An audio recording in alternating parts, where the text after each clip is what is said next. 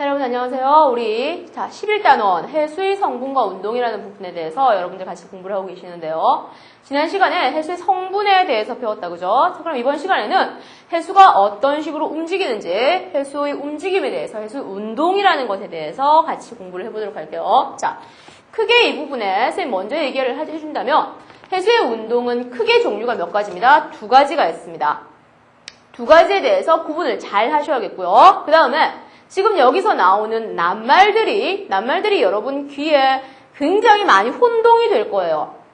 비슷비슷한 말들이 나오고 있기 때문에 많이 혼동이 될 건데 그 혼동되는 말들에 대해서 여러분들이 뜻을 정확하게 파악을 하고 있어야만 이 부분들은 수월하게 넘어갈 수가 있을 겁니다. 자, 그러면은 먼저 첫 번째 해수의 운동, 해류라는 것부터 보도록 하죠.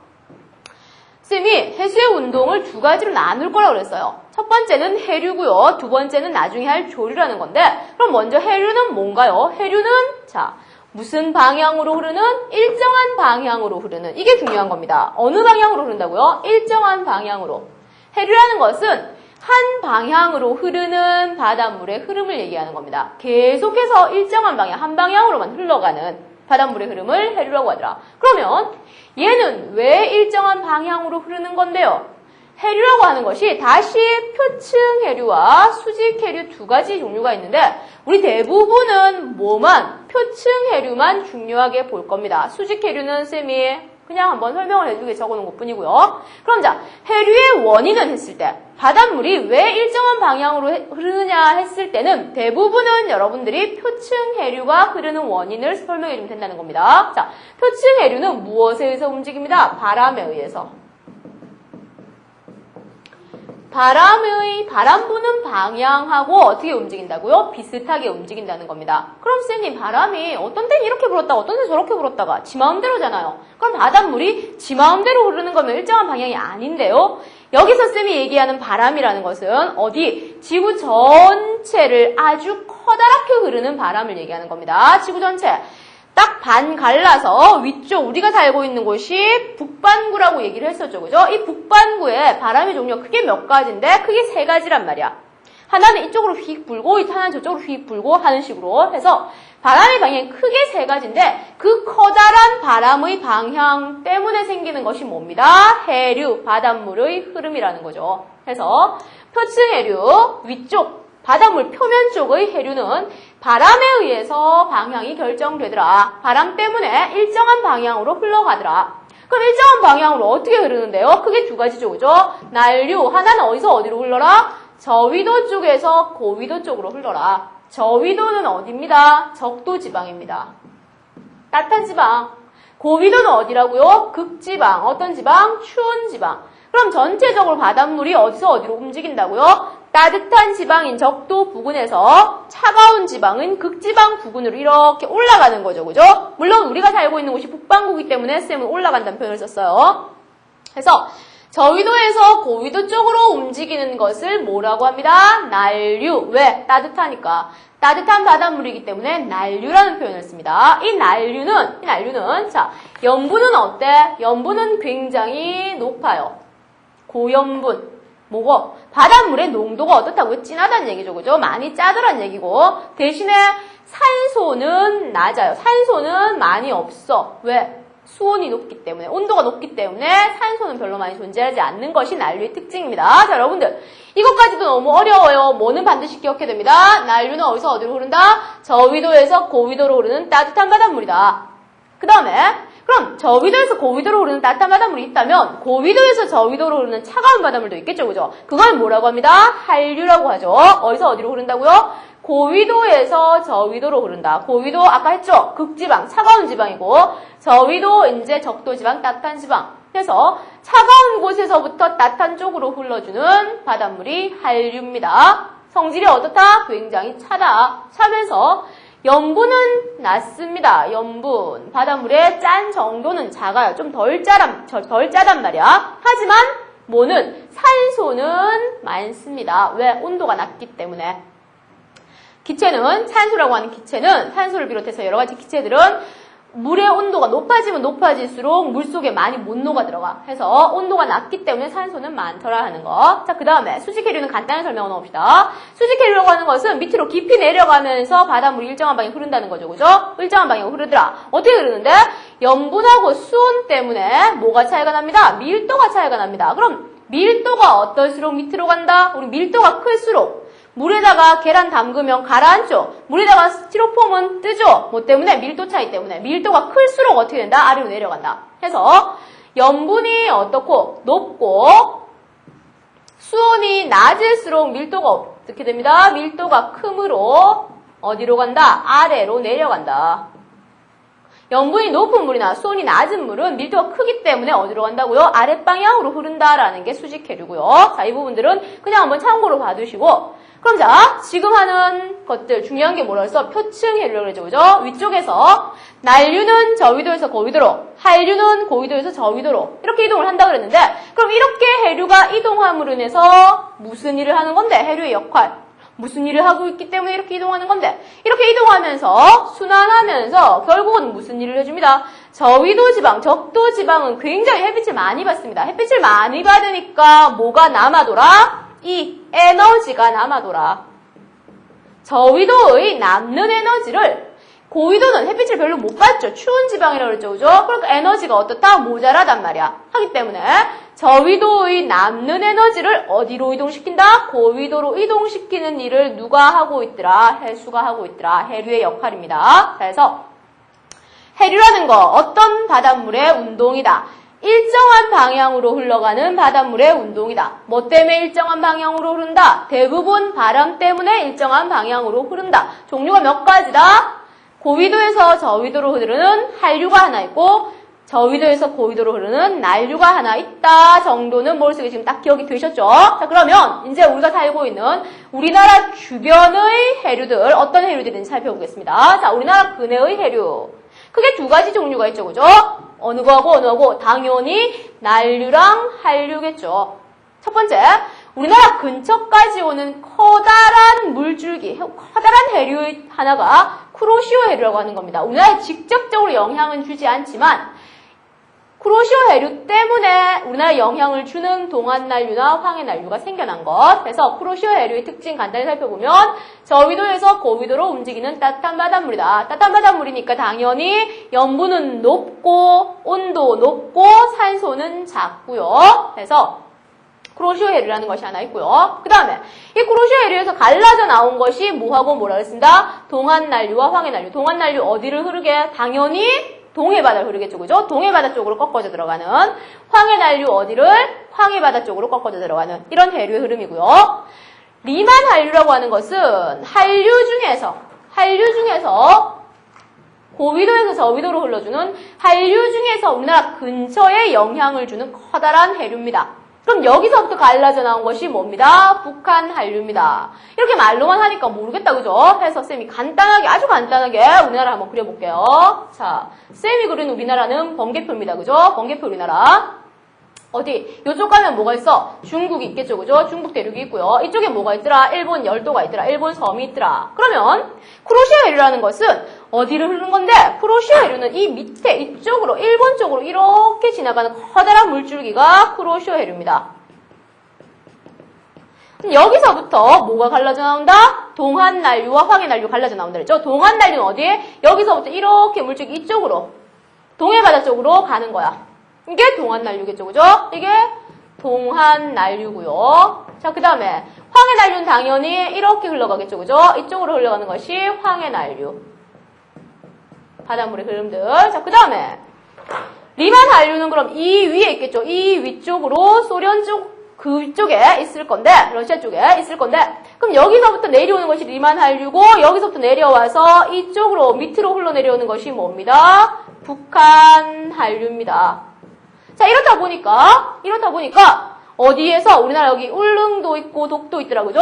그 근처에서 뭐가 만납니다. 아래쪽에서 올라온 따뜻한 동안난류와 위쪽에서 내려온 차가운 북한 한류가 딱 만납니다. 그럼 이건 사회 시간에도 여러분 배웠다, 그죠?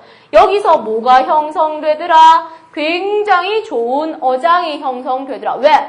따뜻한 물에서 사는 물고기들도 다 오고 찬물에서 사는 물고기들도 다 오니까 물고기가 어떻게 된다? 굉장히 많아진다. 그죠? 풍부해지니까 여기가 뭐가 잘 되더라? 어업이 잘 되더라 해서 이곳을 뭐라 부르더라? 조경수역이라고 불렀습니다. 그죠? 조경수역. 우리나라 어디에? 우리나라 동해 쪽에 뭐가 형성되더라? 한류와 난류가 만나서 어족도 풍부하고 영양염류, 물고기들이 먹고 살 먹이도 굉장히 많아지는 조경수역이 만들어지더라 하는 것. 자, 자세한 그림은 책에 있으니까 여러분들이 책을 참고로 하시면 훨씬 더 좋겠다, 그죠? 자, 그래서 우리나라 근처에 영향을 주는 해류들을 이렇게 알아봤고요. 그럼 이제 두 번째 해수의 운동입니다. 첫 번째는 뭐라고 그랬어? 해류라고 그랬죠, 그죠? 일정한 방향으로 흐르는 바닷물의 흐름. 두 번째는 뭡니다? 조류라는 겁니다. 조류. 조류가 뭔데요? 조류는 무슨 현상에 의해서, 자, 이제부터 말들이 굉장히 비슷비슷하게 나올 겁니다. 무슨 현상에 의해서? 조석 현상에 의해서 흐르는 해류의 무슨 흐름? 주기적인 흐름. 주기적인 흐름을 뭐라고 합니다? 조류라고 합니다. 선생님 여기 필기를 하나 잘못했죠, 그죠? 해류가 아니고 해수였는데, 그죠? 자, 무엇의? 조석 현상에 의한 해수의 바닷물의 주기적인 흐름. 주기적이란 것은 무슨 말입니다? 왔다가 갔다가 한단 말이죠, 그죠? 왔다 갔다 하는 게 뭐더라? 파도요. 파도도 물론 왔다 갔다 합니다. 하지만 더 크게 보면 바닷물이 한 번씩 이렇게 쫙 밀고 들어왔다가 쭉 빠져나가서 갯벌이라는 것이 생길 때가 있죠, 그죠? 이게 뭡니다? 조석 현상이라는 거죠. 해서 한번 봅시다. 조석 현상이라는 것은 바닷가에서 무엇의 높이가, 해수면 바닷물의 높이가 주기적으로 변하는 현상입니다. 당연히 한번 생각을 해보세요. 바닷물이 쭉 밀고 들어오면 바닷물 높이 어떻게 되겠어? 높아지겠죠, 그죠? 근데 바닷물이 쫙 밀려나갔단 말이야. 그럼 바닷물 높이 굉장히 낮아져서 밑에 있는 땅, 갯벌이 드러나더라는 거죠. 해서 이런 현상, 바닷물이 밀려 들어왔다가 밀려나갔다가 밀려 들어왔다가 밀려나갔다가 하는 현상을 무슨 현상이라고 합니다? 조석 현상이라고 합니다. 조석 현상. 자, 그럼 이 조석 현상 왜 생길까? 왜 바닷물이 밀려나갔다가 밀려 들어왔다가 할까? 누가 잡아당겼다가 놓아줬다가 잡아당겼다가 놓아줬다 하는 것 같다, 그죠? 누가? 달이.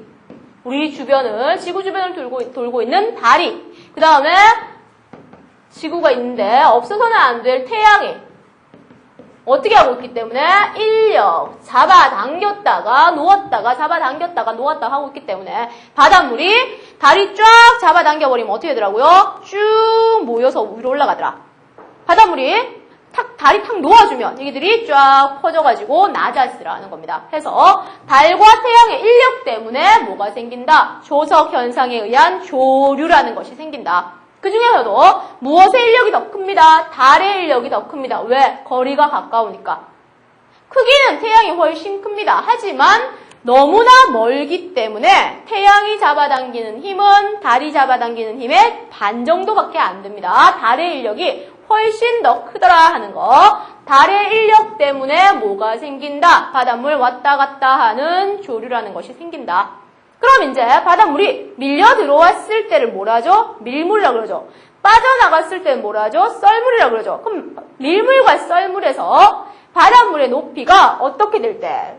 만조라고 하는 것이 밀물 중에서도 바닷물 높이가 어떨 때? 가장 높을 때. 가장 높을 때가 있고요. 그 다음에 간조는 그럼 뭡니다? 썰물, 빠져나갔을 때 중에서 바닷물의 높이가 가장 어떨 때? 낮을 때입니다. 해서 만조, 간조를 기본적으로 알아주셔야 되겠고 이 만조와 간조 때 바닷물 높이 차이를 뭐라고 합니다? 조차라고 합니다. 자, 조차가 뭐라고요? 만조와 간조 때 높이의 차이를 조차라고 합니다. 그럼 바닷물은 요거 빠졌죠, 그죠? 조석주기에 한 번에 몇 번 왔다 갔다 할까? 하루에 몇 번 왔다 갔다 할까? 하루에 2번을 왔다 갔다 합니다. 주기가 몇 시간? 12시간 딱 끝나면 하루에 딱 정확하게 2번이죠, 그죠? 근데 조금 늦더라. 12시간 25분이 왔다 갔다 하는 주기입니다. 그러면서 하루에 몇 번? 하루에 2번을 왔다 갔다 하더라. 자, 그럼 이제 지금까지 한 거 정리를 해보죠. 조류란 뭐였습니다? 왔다 갔다, 일정하게 왔다 갔다 하는 바닷물의 흐름이라고 그랬고요. 조석이란 건 뭐랬습니다? 단지 바닷물이 왔다 갔다 하는 현상이라고 그랬죠. 만조는 언제 쭉 들어와서 가장 높을 때, 간조는 언제 쫙 빠져나가서 제일 작을 때, 요 사이의 차이, 만조와 간조의 차이를 뭐라 한다 그랬어요? 조차라 한다 그랬어요. 그럼 이제 마지막 남은 두 단어, 뭐하고 뭐, 사리와 조금은 뭔데? 사리라고 하는 것은 조차가 한 달 중에서 가장 어떨 때? 클 때를 이르는 말입니다. 조차, 만조와 간조의 높이 차이가 한 달 중에서 가장 크게 날 때. 그때가 언제라고요? 살입니다. 그럼 한 달 중에서 이런 날이 몇 번이나 있는데? 2번이 있어요. 언제 하고 언제 하고? 자, 보름이라고 그러죠. 그죠? 보름. 망일 때라고 합니다. 망이란 말 씁니다. 보름하고 언제? 금음. 금음은 언제인데? 사귈 때 해서 요 2번은 어떻다고요? 만조와 간조의 차이, 조차가 어떻다? 가장 크게 나타난다. 뭐라고 부른다고? 살이라고 부른다 했습니다. 자, 그 다음에 그럼 가장 크게 나타날 때가 있으면 가장 작게 나타날 때도 있겠죠. 그죠? 이때가 언제입니다? 조금이라는 때입니다. 조금. 한 달 중에서 조차가 어떨 때? 가장 작을 때. 작을 때를 뭐라고 한다고요? 조금이라고 하더라. 그럼 조금은 언젠데? 우리 보통 뭐라고 표시되는? 반달이라고 표시되는. 근데 반달도 오른쪽으로 반달이 있고 왼쪽으로 반달이 있단 말이야. 달이 초승달에서 보름이 되는 과정에서 달이 점점 동그래지는 과정에서의 반달이 있고 그 다음 보름달에서 다시 금음이 되는 과정. 달이 점점 작아지는 곳에서의 반달이 있더라. 그래서 두 반달 다. 자, 뭐라고 합니다? 상현인과 하현이란 말을 쓰죠. 그죠? 자, 상현은 뭐가 돼가면서 보름이 되어가면서 오른쪽으로 생기는 반달이고요. 하현은 보름에서 다시 금음으로 되어가면서 왼쪽으로 생기는 반달입니다. 어쨌든 간에 상현과 하현은 전부 다 언제입니다? 반달입니다. 음력으로 치는 거 알죠? 그죠? 음력으로. 자, 금음은 언제입니다? 음력 30일 또는 1일경. 보름은 당연히 음력 15일경. 그럼 상현은 음력 7일에서 8일경. 하현은 언제입니다? 음력 22일에서 23일경.